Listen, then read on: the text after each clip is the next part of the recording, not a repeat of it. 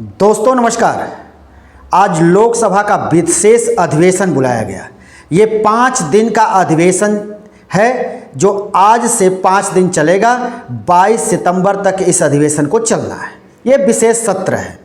प्रधानमंत्री नरेंद्र मोदी इस सत्र का इसलिए भी आयोजन इन्होंने कराया ताकि आज एक दिन पुराने सदन में कार्रवाई हो और कल से यानी दूसरे दिन से गणेश चतुर्थी के दिन से नए संसद भवन में ये संसद स्थापित हो जाएगा। यानी संसद की जो कार्यवाही होगी वो अब नए सदन में होगी, नए संसद भवन में होगी। मौका था आज सभी प्रधानमंत्रियों को याद करने का, संसद के इतिहास को याद करने का। जो ये संसद है ये स्वतंत्रता के बाद से लगातार भारत की जो संसदीय प्रणाली है, जो संसद की कार्रवाई है, सब यही चलती रही। तमाम प्रधानमंत्री भी हमारे देश में हुए, लेकिन ये इसलिए खास होता है कि देश के प्रधानमंत्री नरेंद्र मोदी इतने ताकतवर प्रधानमंत्री में गिने जाते हैं कि इनके बारे में कभी विपक्ष या देश की कोई देश की जनता भी नहीं सोची होगी कि प्रधानमंत्री नरेंद्र मोदी कभी ऐसे भी होंगे और इस तरह से वो तटस्थ बोलेंगे या सजीदा उनका भाषण होगा जिसमें विपक्ष पर वो हमलावर नहीं होंगे, विपक्ष पर वो तीखे बाण नहीं चलाएंगे। तो आज सदन में यही हुआ। प्रधानमंत्री नरेंद्र मोदी जिस तरह के तीखे बाण के लिए जाने जाते हैं, लेकिन उन्होंने सदन के भीतर पुराने संसद भवन के आखिरी दिन वो किसी तरह का विपक्ष पर हमला करते हुए नहीं दिखे। उनका ये पहला भाषण ऐसा दिखा लगभग जो है 9.25 साल में, जो काफ़ी संजीदा था, जिसमें वो किसी तरह का वो कटाक्ष नहीं किए।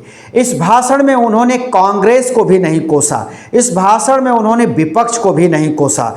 यहाँ तक कि पंडित जवाहरलाल नेहरू पर भी खरी खोटी अप्रत्यक्ष रूप से कहने वाले या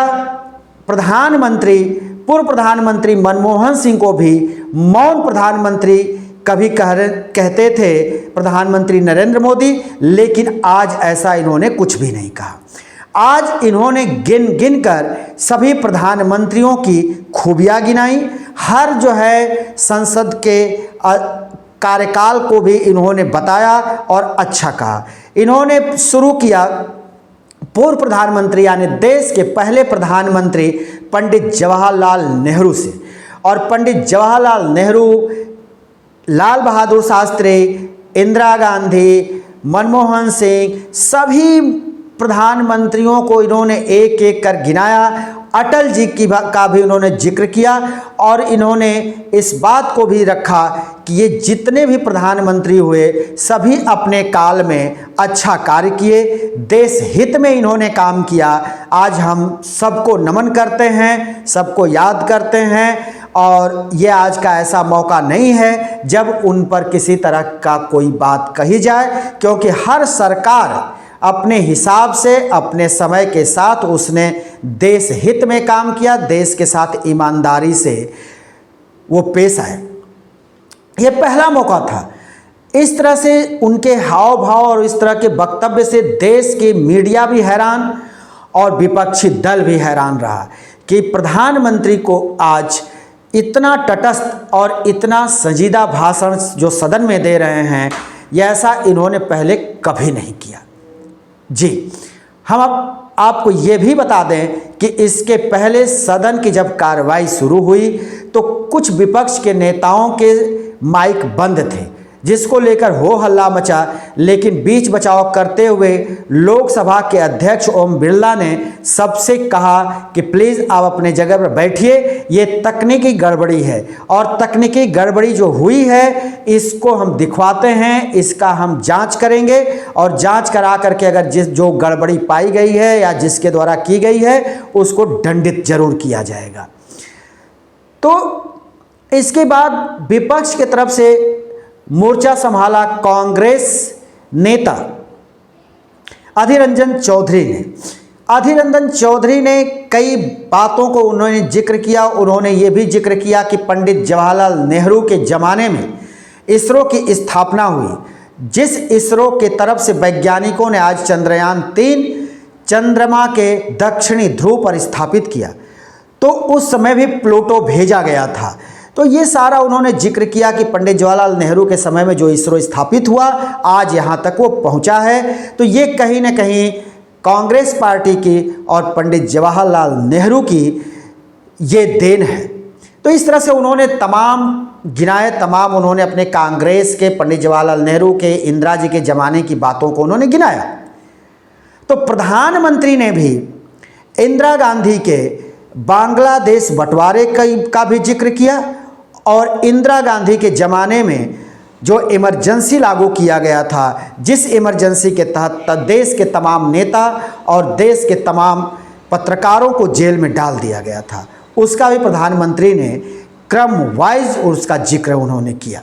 जी, अब क्या होगा कि संसद के दूसरे दिन की जो बैठक होगी, जो कार्रवाई होगी, वो नई बिल्डिंग में होगी। जो लोकसभा के नई बिल्डिंग तैयार हुई है, जिसका आपने पिछले दिनों देखा था कि प्रधानमंत्री नरेंद्र मोदी ने विधिवत पूजा पाठ करके उन्होंने उसका लोकार्पण किया था। लेकिन अब वो वक्त आ गया है जब नई बिल्डिंग में लोकसभा स्थानांतरित होगी। ये बात है कि जब लोकसभा वहाँ स्थानांतरित होगी तो वहाँ कई चीज़ें बदली होंगी। पहले तो बिल्डिंग नई होगी, वहाँ के चेयर्स अलग होंगे, वहाँ बैठने की व्यवस्था विपक्षी पार्टियों के लिए अलग की गई होगी, वहाँ जो कर्मचारी होंगे, जो उसके अधिकारी हैं सदन के, सबके ड्रेस कोड भी अलग दिखेंगे। जो वहाँ पर आपको सुरक्षा व्यवस्था में लगे होते हैं सदन के अंदर कर्मी, वो भी एक नए वेशभूषा में देश के सामने दिखाई देंगे। तो ये हम आज इसलिए जिक्र कर रहे हैं और जिक्र करना जरूरी है कि प्रधानमंत्री नरेंद्र मोदी आज खासे ऐसी बात करने लगे थे जैसे लग रहा था कि वो अपनी जो मूल उनके बात होती है, जो हमलावर रहते हैं, उससे कहीं लाइन से हट करके बात कर रहे हैं। लेकिन ये वक्त ऐसा था कि इस समय वो हमला करना उचित नहीं समझ रहे थे। उन्होंने G20 के सफलता का भी जिक्र किया और वो जानते हैं कि जब नए सदन में ये संसद जा रही है तो ऐसे मौके पर कोई इस तरह की बात न की जाए जिससे विपक्ष के तरफ से हो हल्ला मचे। लेकिन उन्होंने एक बात का जिक्र जरूर किया कि मौजूदा जो संसद है वो देश के तमाम उतार चढ़ावों को देखा है, तमाम इसके साथ देश के खट्टी मीठी यादें जुड़ी हुई हैं। यहाँ आतंकियों ने हमला भी किया था, कई कर्मी मारे भी गए थे, इसका भी उन्होंने जिक्र किया। उन्होंने इस बात को भी बताने से नहीं उन्होंने गुरेज की कि ये संसद जो भवन है इसको अंग्रेज़ों ने बनवाया। लेकिन बनवाया तो अंग्रेज़ों ने, लेकिन जो श्रम लगा, जो इसमें खर्च आए, वो सब भारत का है। मतलब पैसे भारत के लगे, जो इसको बनाए वो भारतीय थे, भले ही अंग्रेज़ों ने इसको बनाया। लेकिन कहीं ना कहीं उन्होंने लास्ट में इस गेम को ज़रूर खेला, भारत और इंडिया के गेम को भी खेला और अंग्रेज़ों की बात भी करके ये बताया कि अंग्रेज़ जिस चीज़ को बनाए हैं या जिसको उन्होंने इस देश में बनाया है उससे हमको धीरे धीरे छुटकारा पाना है। तो कहीं ना कहीं उन्होंने एक तीर से कई निशाने भी साधे। लेकिन सब मिलाकर के अगर देखा जाए लबोलू आप, तो आज वो संजीदा भाषण दिए जिसके लिए वो जाने नहीं जाते हैं। पहली बार ऐसा हुआ और ये देश के लोगों को भी काफ़ी सुकून देने वाला था और विपक्ष के लोग भी आज काफ़ी हैरान थे, लेकिन उनको भी काफ़ी सदन में राहत का एहसास हुआ।